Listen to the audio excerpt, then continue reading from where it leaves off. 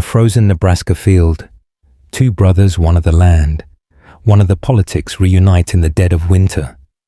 They drink old bourbon, reminisce. But then a stranger appears with a contract worth tens of thousands of dollars a year in exchange for a piece of ancestral land.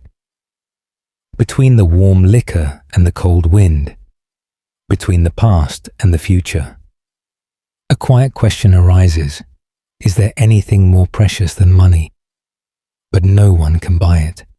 And as the brother stands still in the snow, will he choose to keep the land or let the wind carry it away? Winter on the Nebraska plains did not come with a knock or a warning. It came quietly, like the breath of the earth, seeping through the cracks between the wooden eaves, across the bare, harvested fields, skimming the surface of the frozen water tanks and settling in the corners of the eyes of old men. The sky was a pale leaden color in the morning, and the world hung suspended between the past and the future. Eli Harwood woke before dawn. As he had done for 40 years, he did not need an alarm clock. He felt the time by the beating of his heart and the twitching of his knees. It was still dark, but he could hear the wind rustling through the corn on the porch. And Rags, the old dog, was already standing by the barn door, waiting for his master as usual. Eli wore an old leather jacket, the collar so worn that the original color was no longer discernible. His muddy boots made a low sound as they walked across the cold ground. The cold in this part of the country wasn't something you could wear a coat against. It crept in, crept up to your spine, and then stayed there, waiting. Eli took a deep breath, smelling the earth, a smell that was more familiar and real than anything he'd ever known. It was the smell of life, of roots, of himself. The Harwood farm was only 3 miles from town, but it felt like another world. There were no billboards, no reliable phone signal, and the radio still played the same old country tunes from the 70s. Eli lived alone since his wife, May, had died 11 years ago, in the early days. The house seemed to collapse under the weight of the silence. But time was like the earth. It took everything, both pain and forgetfulness, and buried it deep, allowing the trees to grow. Mornings on the farm were a ritual: opening the barn door, checking each cow, raking the hay, changing the water, spreading the silage. Eli did it all without thinking. His hands knew what to do before his mind was clear.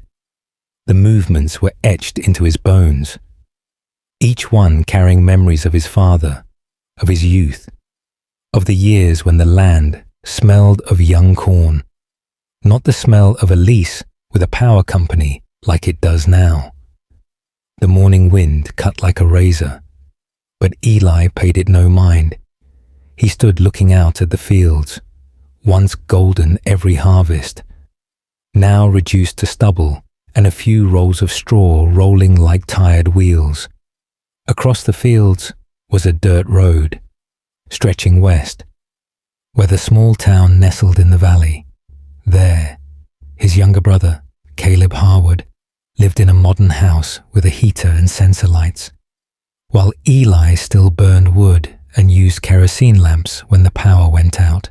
The relationship between the Harwood brothers is something that people in the area often talk about with half admiration, half skepticism. Caleb was a good student, got out of camp early, worked in the bank, then became a town official. Everyone said he was a man of the new age. Eli kept the camp, kept the land, kept the old things like the way he grew corn using his father's method. They were as different as night and day, as the wind from the fields and the air conditioning. But strangely enough, every year, in late winter, Caleb came back to camp once, bringing bourbon and sometimes funny news from the town. Eli did not expect much from life. He had love, land, memories. Now he lived as a gatekeeper to the past. Quiet, stubborn, and no matter who said he was backward or stubborn, Eli still thought there are things that if no one keeps them, they will disappear like morning mist, and the whole world will be nothing but concrete and advertising.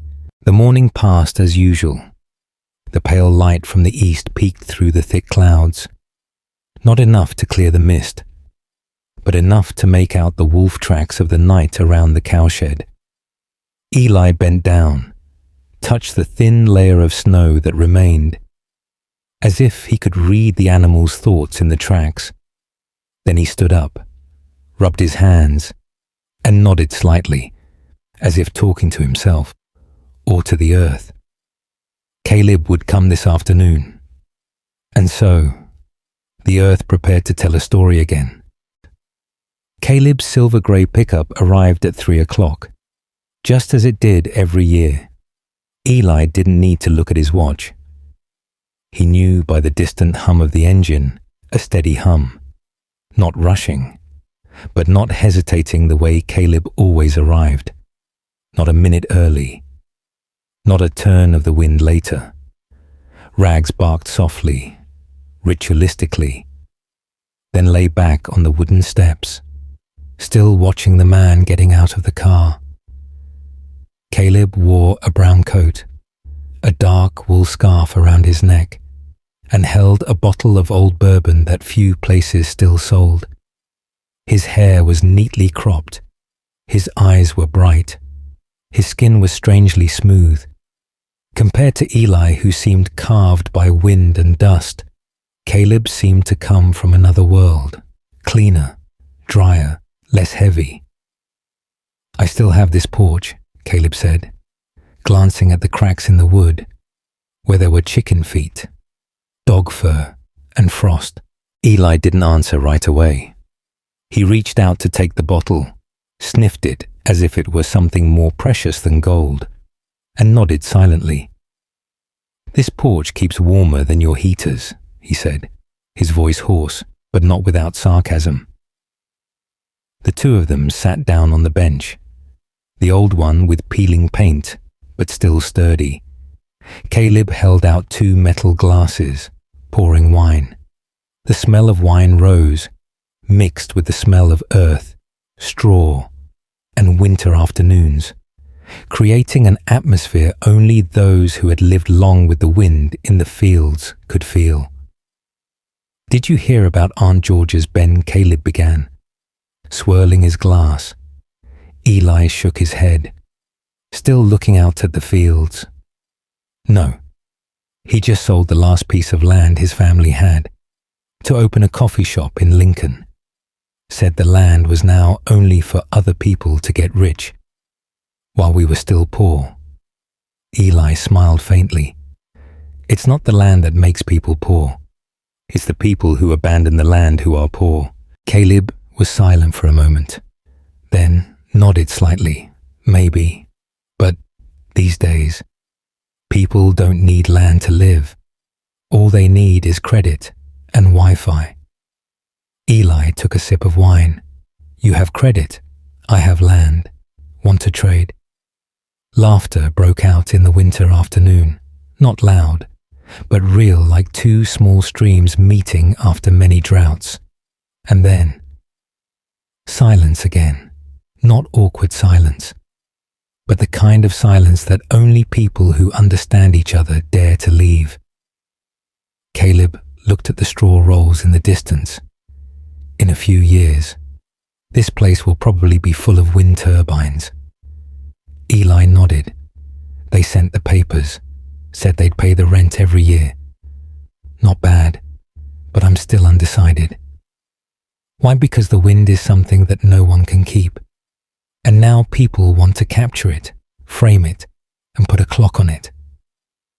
Caleb nodded slowly. "Towns are like that now. Some days I go to work, and I don't know who I'm helping live better, the people in town or the people on my laptop.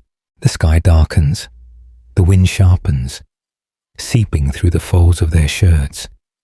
The 2 men sit side by side, their drinks draining, the conversation flowing like an underground stream, sometimes breaking into words, sometimes just a look through the years. Caleb whispers, "Do you ever feel lonely?" Eli looks over, longer than usual. "No. Because every morning when I wake up, I still hear the wind, the cows, Rags barking, and the earth breathing." "What about you?" Caleb laughs softly. "Yes. In town, sometimes all there is the coffee maker and the financial news. The afternoon light melts into the wrinkles on the men's foreheads. Neither mentions what their mother once said. You two are as different as stone and water, but you are both part of this earth." But in their hearts, they both remembered. And in that moment, in the middle of the vast plain, as day turned to night, no words were spoken, only wine, wind, the smell of the earth, and brotherhood wrapped in a silence that could not be translated into words. Night fell faster than usual, as if the east wind had drawn a blanket over the farmhouse. The kerosene lamps were turned on, the yellow light casting streaks of light on the peeling wooden walls like lost memories. Caleb took off his coat, hung it on an old hook that had belonged to their father, and poured more wine. Eli lit the wood stove. The small kitchen began to warm up, the sound of the fire crackling like a comforting song from a long time ago. They sat eating Eli's corn soup and cornbread, neither of them saying much, but the silence wasn't heavy. It was like kitchen smoke percolating, warm, and somehow familiar. Around 8 o'clock, however, the strange sound of an engine coming from the dirt road made them both turn to look. Headlights swept across the edge of the field. A shiny SUV, clearly not a local, crept to a stop in front of the gate. Caleb frowned. Eli stood up, squinting through the window. The car door opened. A man in a long coat and red scarf stepped out. He was tall and broad-shouldered, carrying a leather briefcase. He walked calmly, as if he were not afraid to slip on the frozen ground. When he reached the porch, he smiled and nodded. "Hello, I'm Lucas Finch. I'm from Midwest Wind Energy. I wrote to Mr. Harwood a few weeks ago and thought I might speak to him in person today." Eli didn't shake hands. Caleb, as a matter of course, stepped forward to greet him. "Hello, Mr. Finch. This is my brother, Eli. Maybe you should come inside. It's cold out here." Lucas walked in, took off his coat, and his eyes darted quickly around the old but clean kitchen. He sat down at the table Caleb had indicated, pulled a stack of papers from his briefcase, and spread them out like a skilled card player. "We're interested in the land south of your farm. It's high and windy all year round. Putting a turbine there would be extremely efficient. We're willing to pay $35,000 a year for the first 25 years, with the option to renew, plus an initial transfer fee." Eli was silent. Caleb glanced at his brother. "That's a lot of money," Lucas nodded. "And our company has a commitment to not interfere with agriculture. You can still grow crops and raise livestock around the turbines. It's all in the documents." Eli stood up, said nothing, and walked out onto the porch, lighting a cigarette. Caleb followed. Lucas stayed inside, pouring himself some more wine, not waiting for an invitation. Outside, the wind howled harder. "What do you think?" Caleb asked. Eli didn't turn around. "You know I don't like anything with wires sticking into the ground, but times are different. You need to prepare for the future. You can't just live on memories." Eli turned, his eyes as deep as holes in the ground. "You think this is about money? No. This is about roots, about what we let grow from the ground, if you agree. Tomorrow they'll drill, then tomorrow. No one will remember the land that smelled of young corn, only how many megawatts it produced. Caleb looked down at the ground, his shoes pressing into their father's footprints. Footprints the ground had kept despite the many seasons of rain and wind. I'm not saying you should sell. I just think we can't keep everything.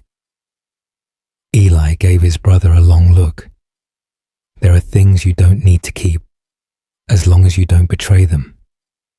Inside, Lucas Finch smiled, as if he had heard it all or was used to these kinds of conversations.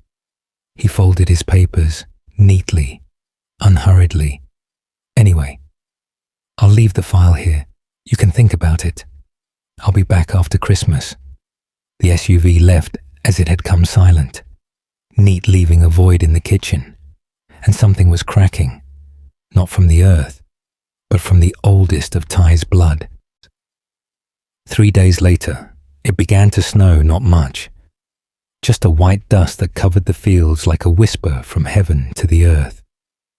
Caleb stayed, sleeping in his old room, where a photo of them from 1979 with the first tractor their father had bought after a bumper corn harvest still hung. Under the photo was a note scrawled in pencil by May. This land raised 2 men. Don't let it go hungry. That morning, Eli woke up earlier than usual. He put on a wool hat and a heavy coat and stepped outside into the cold, ashen sky. Caleb sat on the steps, a cup of hot coffee in his hand, watching his brother trudge toward the edge of the field where the old stone marker their father had once set up to mark the boundary. Eli stood there for a long time, motionless, as if listening to something in the ground. Rags ran after him, barked softly, then stood still at his feet. Caleb stepped closer, standing beside him, following his brother's gaze. This place, Eli said, his voice almost broken, was where my father used to sit all afternoon, just watching the corn grow. He didn't say anything. But I know to him, watching the earth was better than talking to people. Caleb said nothing, just nodded. I won't sign the papers. Eli continued, not because I hate technology. It's because there are things that shouldn't grow among corn roots. The turbine is right, but it doesn't belong here. Caleb sighed, not in disappointment, but in resignation. I understand. Eli looked at his brother, his eyes softening. You don't have to agree with me. Just don't forget that this land raised us. Caleb chuckled. You can't, no matter where you live. They turned back toward the house, leaving behind a field that was slowly turning white, and a decision was planted like a seed. No ceremony, no paperwork, just a look between 2 men, and a silence that covered them like an old blanket, not pretty, but warm. That afternoon, Caleb left the farm. Before he left, he stood on the porch, touched the old wooden post, and looked at Eli. I'll be back next year, maybe sooner. Eli nodded. Bring more bourbon. Caleb smiled, got into the car, and drove away, leaving long tracks in the newly fallen snow which would melt in a few days. But the smell of the earth, still there, inside the house. Eli lit the stove, poured himself a final glass of wine. On the table, Lucas Finch's papers lay unopened. Outside, the wind blew across the field unimpeded by steel pillars or propellers, just earth and wind, as it had always been.